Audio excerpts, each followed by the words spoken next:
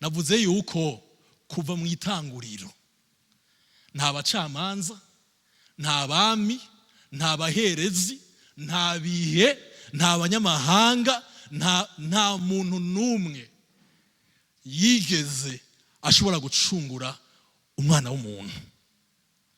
N'ikimenyamenya Yesu n'igihe yaza mu biwe yasanze hari akajagari, yasanze hari indyarya, yasanze hari abanyamatangazo, yasanze hari abibona, yasanze hari abavuga ibyo ariko barakora kugira ngo bashimwe, yasanze ibintu byinshi cyane gose.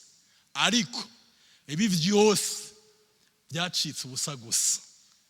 Ubu turazi umwami Yesu. Rero umunsi ukurikira tuzoraba mbega kuba umwigishwa wa Kristo bisigura iki.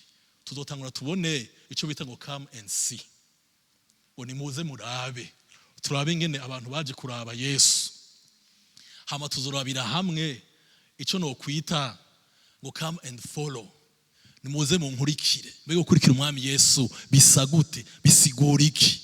Hama ngo come and die, nimuze mupfe. Mbega kupfa kubwa Kristo Yesu bisigura gute? Dupfa kuki? Turazi neza twarakijijwe. Iyo Imana ituravye ibona gakiza bicishije muri Kristo Yesu. Ngo ni nka sire, ni nka kashe dufise. Mugabo mu kurindira kuzobona umwami Yesu wa munsi, hariho ubuzima Yesu ashaka yuko tubamwo. Nje tumona Paulo ariko arandika ivyete vyiwe, atangura tubwira ibintu bitandukanye, ageza tubwira ngo nuko rero muhinduke gose, nuko rero mwubahe, nuko rero mumeri ivyamwa, mwame ivyamwa vya mpwemu yera, urukundo bugwa neza. Muri dying rero tuzokorana exercise. Ni gute umuntu apfa, ayibona gute?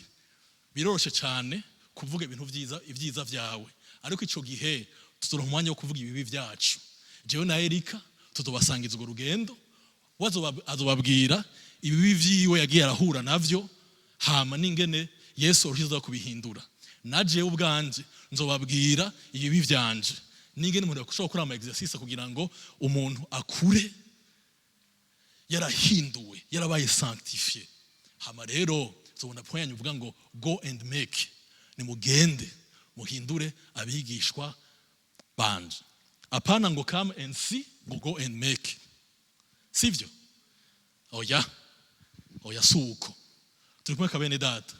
Ariko imbere yuko tubona ivyo, tuzomanza turabire hamwe ama epitre n'ibindi byinshi. Hama rero twizera ko bizogenda neza. Umwami Yesu abahezagire cyane. Mwakoze kunyumviriza no kumpa umwanya. Merci beaucoup.